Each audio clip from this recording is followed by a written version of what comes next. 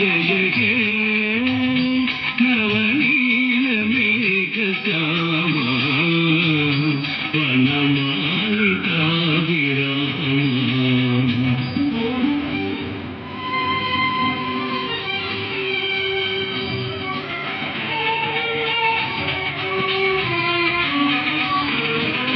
మధురం మధురం అధరం మధురం అధరం సోపిన వేణు మధురం.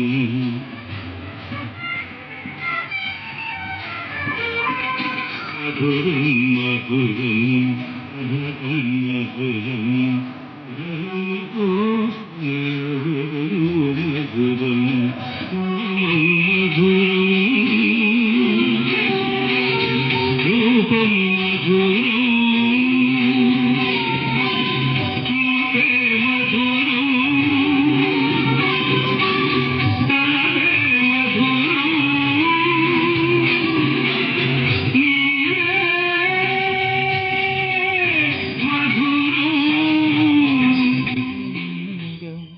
చిన్మయ జ్యోతిర్మయలింగం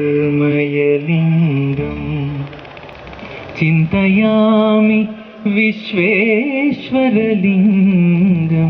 చిన్మయ జ్యోతిర్మయలింగం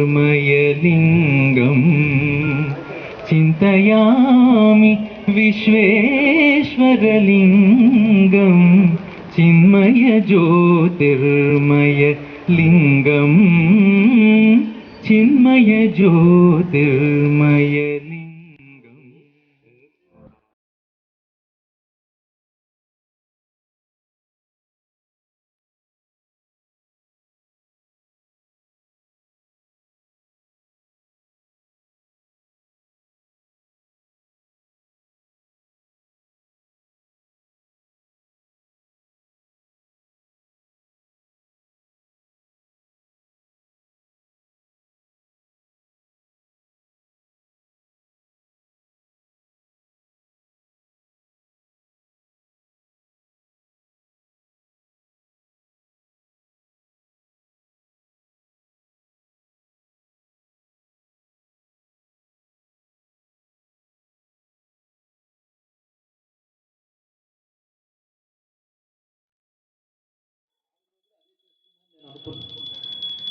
ఎందుకంటే మనిషికి సందేశం ఇవ్వడం జరుగుతుంది.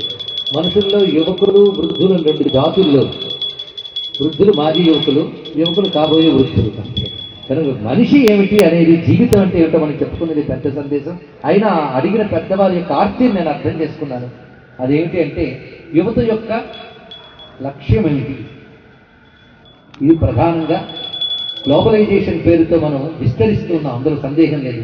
అనేకములైనటువంటి కొత్త కొత్త ఆలోచనలు, అభివృద్ధికరమైన ఆలోచనలు బయట నుంచి మన వద్దకు వస్తున్నాయి, మన నుంచి బయటికి వెళుతున్నాయి. ఈ సమయంలో ఏం చేయాలి? ఇక్కడ ప్రధానమైనది ఏంటంటే, ఒక చెట్టు ఎదిగేటప్పుడు ఎంత ఆకాశంలోకి ఎదుగుతున్నా, క్రమక్రమంగా విస్తరిస్తూ కొమ్మల్ని చాచుకుంటూ ఉన్నా సంతోషంగా ఎంకరేజ్ చేయాలి. ఇంకా ఇంకా పైకి వెళ్ళు, ఇంకా ఇంకా పక్కలకి విస్తరించాలని చెప్పాలి. అదే సమయంలో నేలతో అనుబంధం తెంచుకోకు అని కూడా చెప్పాలి. అది తెంచుకుంటే ఎంత అభివృద్ధి ఆగిపోతుంది. అందుకు మోడర్నైజేషన్, విజ్ఞానం మనది వాళ్ళది మనం పుచ్చుకోవచ్చు, కానీ అదే గొప్పదనుకుని అనుకరించడం, అర్థరహితంగా అనుకరించడం తగదు. ఆ అనుకరణ విడిచిపెట్టి మనదైన గతంలో గొప్పతనం ఏంటో మనం తెలుసుకుని వాళ్ళకి అందింపగలగాలి. ఇది స్వామి వివేకానంద చెప్పాడు. ప్రపంచం అబ్బురపడేటంత గొప్ప విజ్ఞానం నీ గతంలో ఋషులు ఇచ్చారు. నువ్వు వీలైనంత వెనక్కి వెళ్ళి అది పొందే ప్రయత్నం చేసుకుని అది నేటి కాలానికి నువ్వు ఇవ్వు.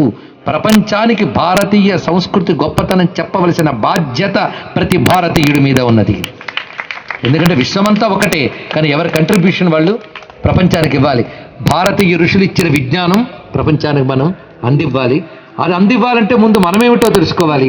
ఇదే సమయంలో వివేకానంద చెప్పిన ఒక్క మాట ఇక్కడ గుర్తు తెచ్చుకుంటూ, ఒక మొక్కని మనం పాతేటప్పుడు ఆ మొక్క ఎదగడానికి ఎన్నింటి సహాయమో తీసుకుంటుంది. ఒకటి మట్టి, గాలి, సూర్యకాంతి, 4 తీసుకుని మొక్క ఎదుగుతుంది. అయితే మట్టి తీసుకుంది, గాలి తీసుకుంది, నీరు తీసుకుంది, వెలుగు తీసుకుంది. కానీ ఎదిగినప్పుడు మట్టిగా ఎదిగిందా, గాలిగా ఎదిగిందా, నీరుగా ఎదిగిందా, వెలుగుగా ఎదిగిందా? ఎన్ని స్వీకరించినా తానుగానే ఎదిగింది. అలాగే భారతీయుడు ఎన్ని భావాన్ని తాను స్వీకరించినా భారతీయుడుగానే ఎదగాలి, తనదైన భారతీయతను విస్మరించరాదు అని స్వామి వివేకానంద చెప్పిన మాట. ముందు కావలసింది మనపై మనకు గౌరవం. చాలామందికి మన సంస్కృతిపై గౌరవం లేదు, ఒకానొక తోలనాడే దశ. ఇప్పుడు ఇక్కడ ప్రోత్సహిస్తామని అనుకుంటున్న వాళ్ళు కూడా ఒకప్పుడు ఆ పని చేసిన వాళ్ళే. అవునా? అందరం అలాగే వచ్చిన వాళ్ళే. ఒక్కసారి ఆలోచించాలి. మనల్ని మనం తోలనాడడం చాలా తేలికే. గౌరవిద్దాం ముందు. తెలుసుకుంటే గాని గౌరవించాం అనద్దు, గౌరవిస్తే గాని తెలుసుకోలేం. ముందు గౌరవించాలి. ప్రైడ్ కావాలి, మన సంస్కృతి మనకు ప్రైడ్ కావాలి. అలా మీకు ఒక ప్రైడ్ ఏర్పాటు చేయడానికి, ఈ సంస్కృతిని మీకు ఎక్స్పోజ్ చేయడానికి ఇక్కడ ఎంతమంది సహృదయులు శ్రమిస్తున్నారంటే వాళ్ళ కృషిని నేను అభినందిస్తున్నాను. వాళ్ళ సంస్కారానికి నమస్కారం చేస్తూ ఉన్నాను. నేను ఇక్కడ ఫెస్టివల్ కమిటీ అని పెట్టి మన పండుగలు అంటే ఏంటో తెలియజేస్తూ మీ అందరినీ సమీకరిస్తూ ఆధునిక ప్రపంచకు విలాసాల ఆకర్షణలో అటు తిరుగుతున్నప్పటికీ ఒక్కసారి ఇటు చూడండి, ఇది మన సంస్కృతి అని గుర్తు చేస్తున్న వీళ్ళ సంస్కారం ఉన్నదే. ఇలా భగవంతుడు ఋషులు వీళ్ళ ద్వారా ఈ పనులు చేస్తున్నారు కనుక వీళ్ళ యొక్క సంస్కారము, వీళ్ళ యొక్క విద్యాధిక లక్షణము ఇవన్నీ చూస్తూ ఉంటే ఇలాంటి స్ఫూర్తివంతమైన వ్యక్తిత్వాలని పిల్లలందరూ ఆదర్శంగా తీసుకోవాలి. వాళ్ళు వాళ్ళ రంగాల్లో ఎంతో ఉన్నత స్థితిలో ఉన్నవారు, రిటైర్ అయిన వాళ్ళు, ఇప్పటికీ రంగంలో కృషి చేస్తున్న వాళ్ళు వీళ్ళందరూ. ఇది చేస్తూ కూడా మనదైన దాన్ని వాళ్ళు కాపాడుకోవాలని వాళ్ళు తపనపడుతున్నప్పుడు మేము మీతో ఉన్నాం, మీతో ఉంటాం అనవలసిన బాధ్యత మీ అందరిది కూడా. అలా ఒక సమూహంగా ఇక్కడ ఈ కమిటీ చక్కటి పనులు చేస్తున్నందుకు నేను మనస్ఫూర్తిగా అభినందించడమే కాదు, ఈ సంస్థతో ఎప్పుడు నేను ఉంటానని నా వైపు నుండి ఆత్మీయమైనటువంటి అనుబంధం ఎప్పుడు అందిస్తానని ఇక్కడ చెప్తున్నాను.